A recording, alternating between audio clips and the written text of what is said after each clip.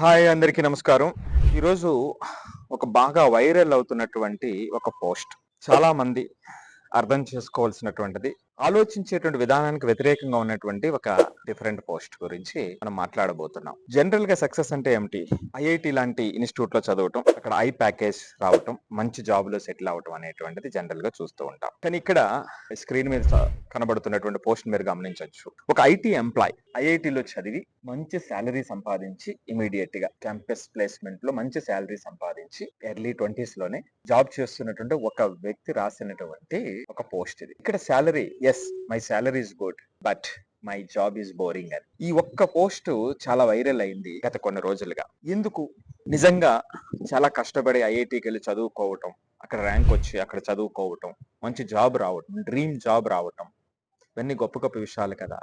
మరలా అయినప్పటికీ కూడా జీవితం ఎంతో బాగుంటుంది అనుకునేటువంటి సందర్భంలో ఎందుకు బోర్ ఫీల్ అవటం, ఎందుకు అసంతృప్తి రావటం, ఇది చాలా జాగ్రత్తగా అర్థం చేసుకోవాల్సినటువంటిది. చాలా మంది అనుకుంటారు మంచి మంచి చోట జాబ్ వస్తే, ఐ ప్యాకేజ్ వస్తే జీవితం సెట్ అని. కానీ నిజం ఏమిటంటే ఇప్పుడున్నటువంటి 21st సెంచరీలో, ఇప్పుడున్నటువంటి జాబ్ మార్కెట్లో, ఇప్పుడున్నటువంటి కంప్యూటర్ యుగంలో, ఇప్పుడు వేగంగా మారుతున్నటువంటి ఈ యుగంలో జాబ్ రావటమే కాదు, జాబ్లో వచ్చేటువంటి ఛాలెంజెస్, జాబ్ ద్వారా వచ్చేటువంటి ఛాలెంజెస్ అర్థం చేసుకొని ఎప్పటికప్పుడు దాన్ని అర్థం చేసుకుని ముందుకెళ్ళటం అనేటువంటిది చాలా చాలా ఇంపార్టెంట్. లేదు అంటే అన్నీ ఉంటాయి కానీ లోపల అసంతృప్తి మాత్రం పెరిగిపోతూ ఉంటుంది. సో ఇది కూడా దానికి సంబంధించినటువంటి పోస్ట్. సో దీని మీద చాలా మంది చాలా కామెంట్లు చెప్పడం జరిగింది. ఎందుకంటే college life, corporate life different గా ఉంటుంది. కాలేజీలో ఏంటంటే కొత్త కొత్త ఐడియాలు, ప్రాజెక్టులు, ఫ్రెండ్స్ తో పని, రాత్రంతా కోడింగ్, సో డ్రీమ్స్, ఇది చేయాలి అది చేయాలి అనేటువంటి ఊహల్లో ఉంటాము, కష్టపడుతూ ఉంటాము. కానీ నిజంగా జాబ్కి వచ్చేటప్పటికి ఒక్కొక్కసారి ఏమిటంటే చదువుకునేటప్పుడు స్కై ఇస్ ద లిమిట్ అనిపిస్తుంది. కానీ జాబ్కి వచ్చిన తర్వాత అక్కడ చాలా చాలా రిస్ట్రిక్షన్స్ ఉంటాయి. మనం అనుకున్నటువంటి పని లేదా మనం చేయాలనుకునేటువంటి పని చేయలేకపోవచ్చు. మనం అనుకున్నటువంటి డొమైన్‌లో ఉండకపోవచ్చు. డబ్బులు ఉండొచ్చు. కానీ మన ఇంట్రెస్ట్‌కి తగ్గట్టుగా అక్కడ ఉండకపోవచ్చు. నువ్వు ఎక్స్‌పెక్ట్ చేసినటువంటి క్రియేటివిటీ లేకపోయి ఉండొచ్చు. సో, లేదా కొన్ని జాబ్స్‌లో ఏంటంటే కొన్ని జాబ్స్‌లో బాగా హై ఎండ్ కాకుండా సో, మిడిల్ లో ఉన్నటువంటి జాబ్స్‌లో చాలా రొటీన్ వర్క్ ఉండటము. నా స్కిల్స్, నా సామర్థ్యం చిన్నప్పటి నుంచి ఐఐటీలో ఈ ర్యాంక్ వచ్చి ఇక్కడికి జాయిన్ అయిన అనేటప్పుడు వాళ్ళ యొక్క మైండ్ సెట్ కూడా ఒక డిఫరెంట్ గా ఉంటుంది. కానీ నా స్కిల్స్ ఇంకా బెటర్ గా యూజ్ చేయొచ్చు. కానీ ఇక్కడ ఆ యొక్క అవకాశం లేదు అనేటువంటిది చాలా ఇబ్బంది పెడుతూ ఉంటుంది అనేటువంటి చాలా మంది ఈ కామెంట్స్ ద్వారా చెప్పినటువంటి రకరకాల అభిప్రాయాలు, ఇవి నిజాలు కూడా.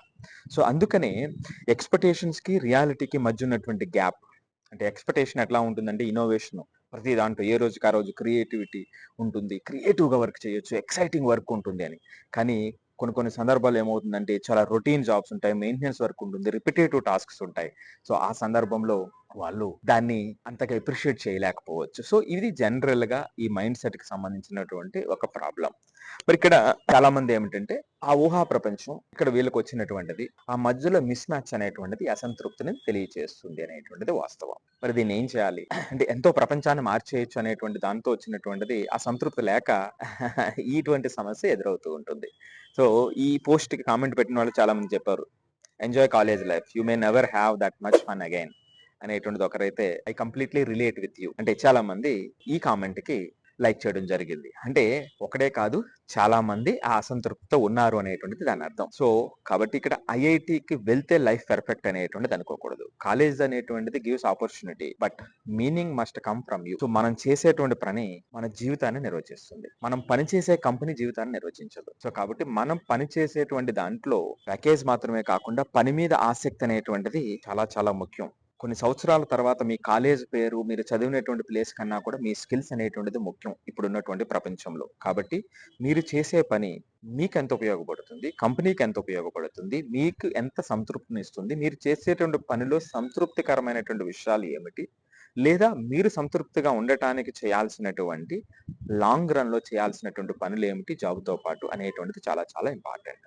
సో కాబట్టి ఈ కథ మనకు చెప్తున్నటువంటి ఈ వాస్తవం మనకు చెప్తున్నటువంటిది ఏమిటంటే ఐఐటి సక్సెస్ అంటే ఐఐటి సీట్ మాత్రమే కాదు, ఐ ప్యాకేజ్ మాత్రమే కాదు, బిగ్ కంపెనీ మాత్రమే కాదు. సక్సెస్ అంటే meaningful work, continuous growth, passion.